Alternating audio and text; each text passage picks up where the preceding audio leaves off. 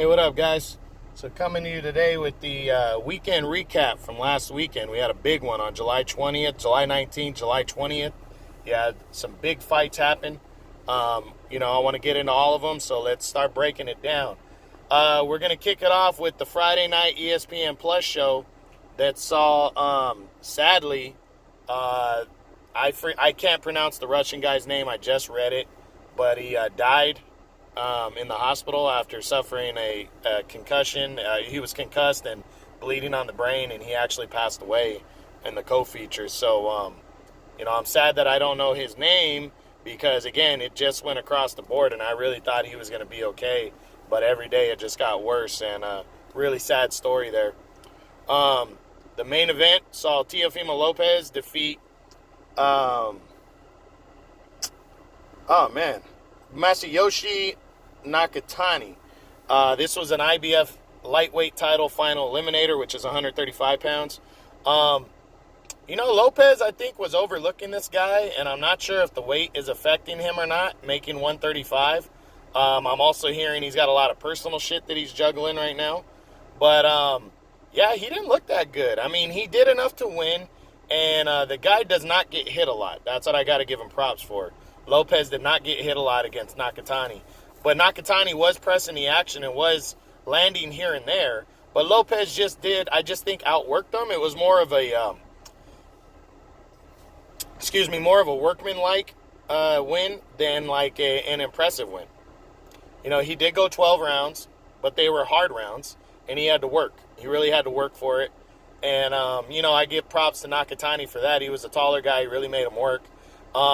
Maybe this will be a lesson learned, because when he faces Richard Comey next, it's going to be, he's going to need to be ready. But he got the win. He wins the final eliminator. Not every fight's going to be an easy one.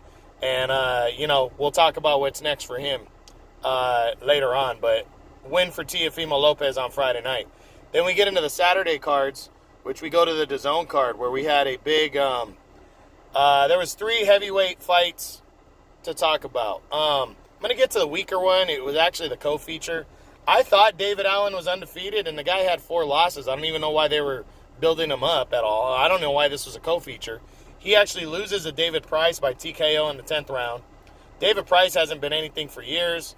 David Allen is not really anything either. So, kind of throwing that fight out right now because I made a big deal about it for nothing. Now, what should have been the co-feature saw former world title challenger Derek Chisora. He scored a brutal second-round knockout over Arthur Szpilka. Now, this is a big deal because Szpilka is a former world title challenger against Deontay Wilder a few years ago. In my opinion, Wilder's best knockout. He knocked Szpilka out cold, but it took Wilder 9 rounds to knock Szpilka out. Chisora did it in 2. He fucking chopped that guy and nailed him, and the guy just fell like a ton of bricks. And Chisora, this guy, I went back and looked at his resume.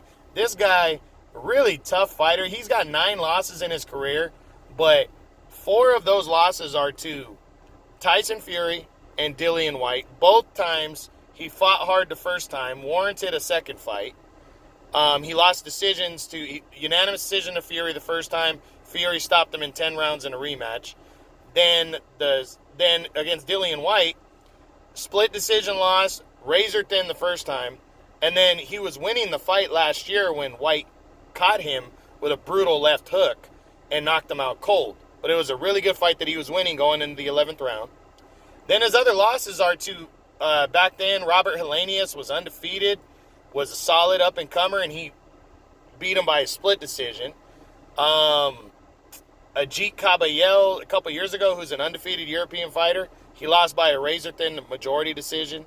Vitaly Klitschko beat him. Klitschko was one of the best heavyweights of the era. He beat him by a decision. I mean, Jared Chisora has not lost to bad fighters, and he has not lost, he's not lost to bad fighters, and he's not lost to guys that are like all these losses. He's not a washed-up guy is what I'm saying.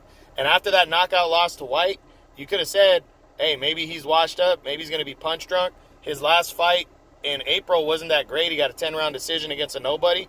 He came back and knocked this guy out brutally. And Szpilka, impressive win. And they're talking about Joseph Parker next, which is a big step for him. Parker's a former world champ, and that's a good fight. So expect that fight later this year. Now we get into the other cards, the Fox card. You had in the main event of the Fox card prior to the pay-per-view, you had Caleb Plant defending his IBF super middleweight title against Mike Lee, which is 168 pounds. Caleb Plant dominated Mike Lee. Third round knockout. He just, knocked him down like 3 or 4 times, picked him apart. Nice win, but it was against the undefeated guy, but an unknown guy. So, Mike Lee, really not, to me, that's not really that big of a deal. But Plant, probably looking at we'll talk about his what's next later, but just a good solid win for him against some nobody. So he did what he was supposed to do. Now we get into the card, the main card, the pay-per-view card. We'll start with the fights on the undercard. You had Sergey Lipinets against John Molina Jr. John Molina had to back out the day before the fight. He had a back injury. So he brought in some nobody. They brought in some nobody to face Lipinets, and Lipinets had a great second-round knockout. He scored a brutal left hook, knocked the guy out pretty much cold, and great, win against the guy you're supposed to do that against. You're supposed to beat nobodies. You're supposed to whip their ass and knock them out. And Lipinets did his job. So big ups to him. Hopefully he gets a good PBC guy in his next fight. There's talks of him and possibly Jamal James for the, for the vacant WBA regular title happening next. So we'll see. Next up, the co-feature saw Yordenis Ugas absolutely dominate previously undefeated Omar Figueroa Jr. I didn't think it was going to be this one-sided. I did feel Ugas was going to beat him. But, man, he just looked like the bigger, stronger guy.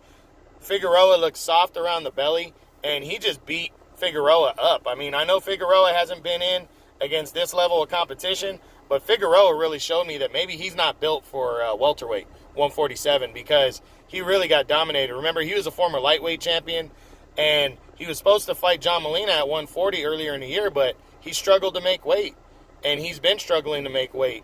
And if 147 is going to be his weight, he needs to come in better shape, and he really needs to pick his opponents better because he was not ready for a guy like Ugas, who's kind of a slick mover and can land good, solid punches. So big win for Ugas. He keeps himself in the mix to get back into the title picture after that split decision loss to Sean Porter, a controversial loss earlier in the year in March. So this is a big step up. He's a PBC guy. Hopefully he gets something good next. And now the main event. Manny Pacquiao, what a fucking victory. 12-round split decision win over previously undefeated Keith Thurman. He's now the WBA super champion as Pacquiao. This is a really good fight. I really enjoyed this fight. Pacquiao dominated early, though. I'd say I had him winning 6-2 after 8 rounds. You could have said 5-3 at the very worst, but I really don't understand how that one judge gave Thurman 7 rounds. I just don't see Thurman winning 7 rounds in that fight. But the other 2 judges had Pacquiao winning 7 rounds. I think 7-5 or 8-4 is fair. But Pacquiao scored the early knockdown, which is big. And I think he really intimidated Thurman through the first half of the fight to where, but I like Thurman's resolve. Thurman, after like 6-7 rounds, saw that he's got to step up his game, and he did that. He actually outlanded Pacquiao, and he seemed to stun him a couple times, but never really to hurt him real bad. But Thurman really impressed me. The way I see this fight is I believe this was the best of Pacquiao that he can give. I don't know if this was the best of Thurman, though, because I don't know if Thurman can find what he used to have when he beat Danny Garcia and Sean Porter, or if this is the best we're going to get, or if he's still rusty, and he's got more than that. But it was a really good fight, and Pacquiao, what a performance. The guy just comes from so many different angles, and he can still do that, and he can still land, and he can still frustrate people. He throws a lot of punches and swarms people, and it was just an impressive performance. So, we'll talk about what each guy's going to do next on Sunday. I'll do my what's next on both Thurman and Pacquiao. And, it was definitely worth the money to pay for the pay-per-view because it was a really good fight. And these are the kind of fights that you want. You want good, hard-fought battles and 2 guys that are truly champions going at it. And that's what we got. All right, guys, so that's the weekend recap. True Boxing, been hit with the truth.